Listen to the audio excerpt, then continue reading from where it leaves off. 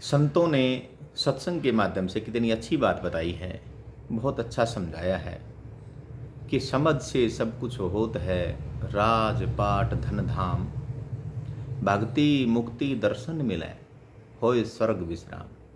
कि इंसान के अंदर समझ होती है तो उसी से सारे कार्य चलते हैं। समझ से ही राजपाट मिलता है, समझ से ही धन और धाम मिलता है। और समझ ना हो तो बात नहीं बनती। महापुरुष कहते हैं कि भक्ति और मुक्ति भी समझ का ही खेल है सारा, और होए स्वर्ग विश्राम। आगे कहते हैं समझ बूझ कर कीजिए जो कुछ करना काम, समझ के प्रताप से मिल गए ध्रुव को राम। ये बातें, ये साखी क्या कहती है कि ध्रुव जो भगत थे उनको 5 साल की उम्र में ऐसी समझ लगी, परमात्मा की ऐसी कृपा हुई कि उनको उस परमपिता परमात्मा के साक्षात दर्शन हुए। महापुरुष कहते हैं कि प्राचीन काल में एक भारत की अवधपुरी नामक एक नगरी थी। उसमें उत्तानपाद नाम का एक बड़ा वीर राजा राज करता था। वो बड़ा धर्मात्मा, उसका यश दूर दूर तक फैला हुआ था। उसकी रानी सुनीति भी बड़ी धर्मात्मा थी। दोनों बड़े सुख से अपना जीवन व्यतीत कर रहे थे।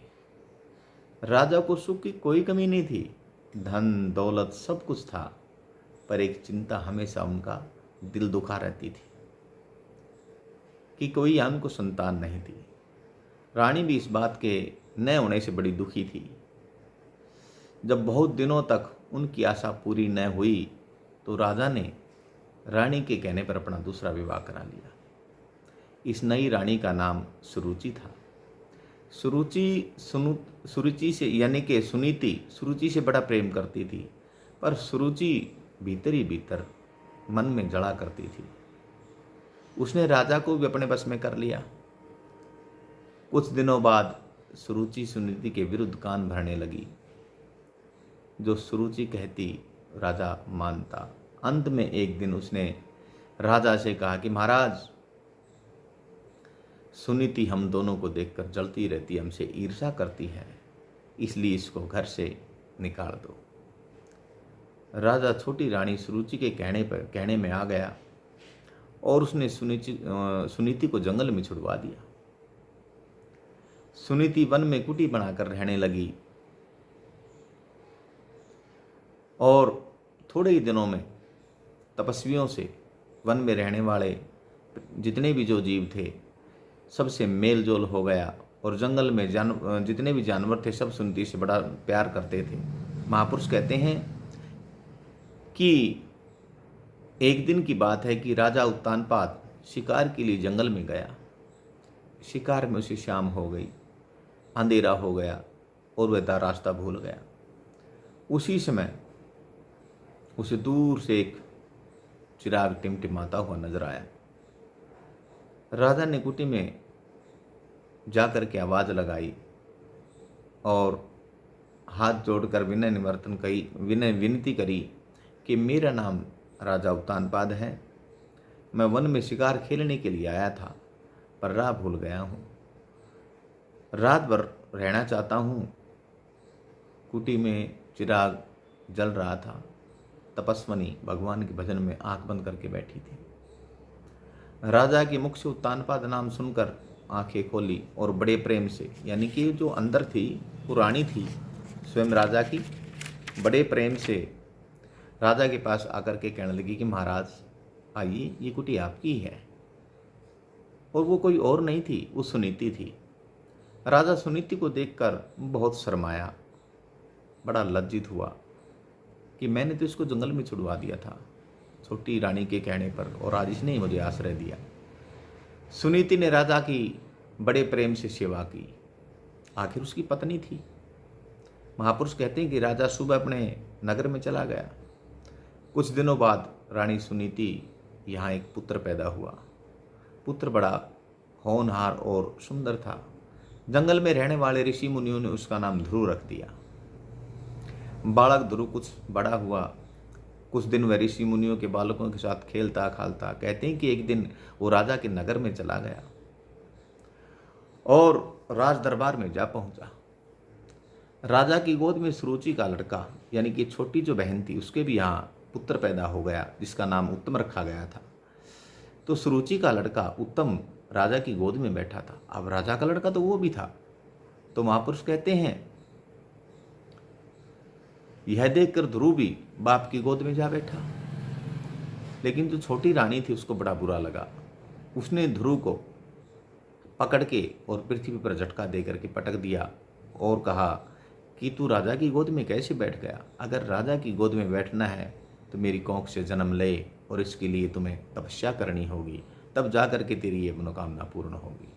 कहते हैं ये बात ध्रुव को चुभ गई और वो उसी समय चल पड़ा भक्ति तपस्या करने के लिए। लेकिन ध्रुव को बहुत समझाया, लेकिन ईश्वर की लगन कम नहीं हुई। कहते हैं कि एक दिन रात में सुनीति सो रही थी और ध्रुव अकेला अपनी माँ को कुटी में छोड़कर वन में चला गया। महापुरुष कहते हैं कि सुबह होने पर सुनीति ध्रुव को कुटी में नहीं देखकर रोने लगी, चिल्लाने लगी और उधर राजा को भी खबर लगी कि ये बेटा गायब है, ध्रुव गायब है। उसने भी अपने सिपाही चारों तरफ भेज दिए, लेकिन कहीं भी उसका पता नहीं चला। तो कहते हैं कि वो परमपिता परमात्मा का नाम रटते रटते, राम राम रटते रटते जा रहा था। तो रास्ते में उसको सप्तऋषि मिले। सप्तऋषियों ने कहा कि बेटा ये बचपन है और बाल अवस्था है, जाइए अपने घर, और अपने घर जा कर के अभी पढ़ने लिखने की आयु है, भक्ति करना अभी ठीक नहीं है, अब अपने घर जाओ।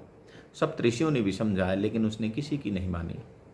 आखिर में कहते हैं कि नारद मुनि मिले और नारद मुनि देख करके इतनी समझ और भक्ति को बड़े खुश हुए और उन्होंने परमपिता परमात्मा का रास्ता बताया।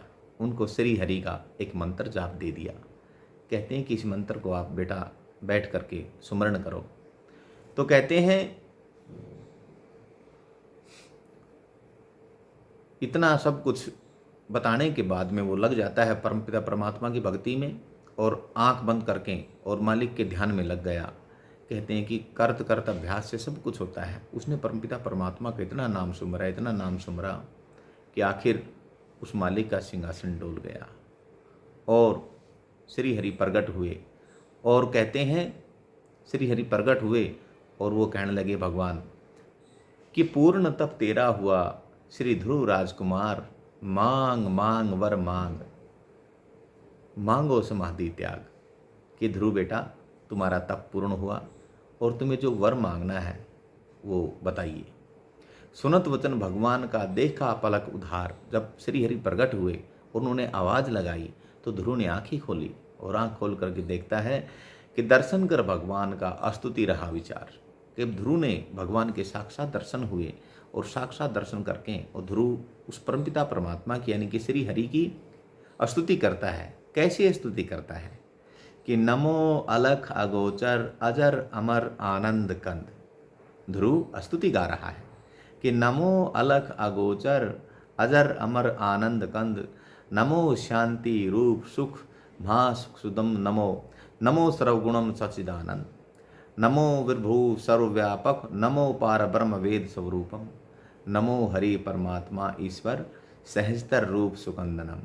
हरि ओम शांति शांति। भगवान के सामने ध्रुव ने ये विनती गाई, ये स्तुति गाई।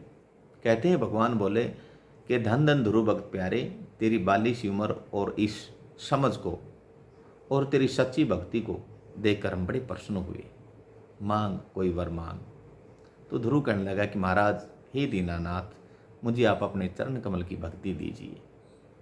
कहते हैं एक दोहा महापुरुषों ने गाया है कि अमर नाम और अचल पद, अविचल दीनो राज, दई भक्ति मन भावनी, कुंवर ध्रुव तुझे आज। कहते हैं कि परमपिता परमात्मा उसको भक्ति देते हैं और कहते हैं कि बेटा आज मैं तुझे भक्ति देता हूँ और इस भक्ति में जो तू चाहता है वैसी तेरी भक्ति तुझे मिलेगी। आगे महापुरुष बताते हैं कि मेरे प्यारे ध्रुव, तुम जाओ, तुम्हारे वियोग में अवधपुरी के नर नारी बड़े दुखी हैं और उन्हें जाकर के सुखी करो और अवध यानी कि अवधपुरी का चकवे राज संभालो। दे दर्शन ध्रुव को प्रभु हो गए अंतर ध्यान, सुरपति दिनु भेज कर पुनि कृपा निधु भगवान। कहते हैं कि भगवान श्री हरि ने उनके साथ अपने जो देवी देवता थे उनको भेज दिया और देवी देवताओं को भेज करके कहा कि जाओ इसको मान सम्मान सहित अपने घर अपने राजपाट छोड़ के आओ। भगवान के अंतर ध्यान हो जाने पर इंद्र आदि सुरपुरवासी देवता ध्रुव को अवधपुरी में स्वयं छोड़ने के लिए आते हैं। राजा उत्तानपाद को जब खबर लगी तो राजा पुत्र को लेने के लिए आए। यह देखकर अवधपुरी के नर नारी पशु पक्षी सब बड़े प्रसन्न हुए और ध्रुव भी अपने परिवार से मिलकर बड़े खुश हुए। माता सुनीति ने पूछा कि बेटा ये देवी देवता कहाँ से लाए हो? तो ध्रुव कहने लगे कि माता जी इन्हें भगवान ने भेजा है। माता कहने लगी कि भगवान ने भेजा है? ध्रुव हाँ माता जी, भगवान मुझे दर्शन देकर के अंतर ध्यान हो गए। इतना कहकर ध्रुव ने फिर वही स्तुति गाई जो मैंने थोड़ी देर पहले आपके सामने गाई थी। वही स्तुति गाई और उसी समय भगवान सबके सामने प्रकट हुए और सभी नर नारियों को दर्शन दिए और फिर अंतर ध्यान हो गए। तो कहते हैं कि ध्रुव ने माता पिता को गले लगाया और बहुत मान सम्मान और प्यार दिया। तो महापुरुष कहते हैं, सीधी सी बात बताई महापुरुषों ने कि ध्रुव को 5 साल की आयु में कैसी समझ लगी। पिता की गोद में बैठना कठिन था, परंतु भक्ति और भक्ति के प्रताप से भक्ति का पूर्ण प्रताप इतना बढ़ा कि वो परमपिता परमात्मा की गोद में जा बैठा। तो प्रेमियों, आज इस सत्संग के अंदर जो हमने आपको ये छोटी सी ध्रुव भक्त की कहानी अर्थात कथा सुनाई है, इससे सीख मिलती है कि लगन से सब कुछ होता है। हमें लगन करनी है, जिस चीज़ में भी करो, यानी कि जिस चीज़ को भी हम प्राप्त करना चाहते हैं उसमें जब तक हमारी लगन न होगी, जब तक हमारा कोई कार्य पूर्ण नहीं होगा। ध्रुव भगत 5 साल की उम्र में ऐसी लगन लगी कि उसने परमपिता परमात्मा की यानी कि अपने पिता की गोद में बैठना कठिन था और उस मालिक की गोद में जा बैठा। इसीलिए सत्संगी प्रेमियों, महापुरुष कहते हैं कि समझ बहुत बड़ी चीज़ है और समझ से काम लीजिए। सतनाम सत्सा है, सत्सा है।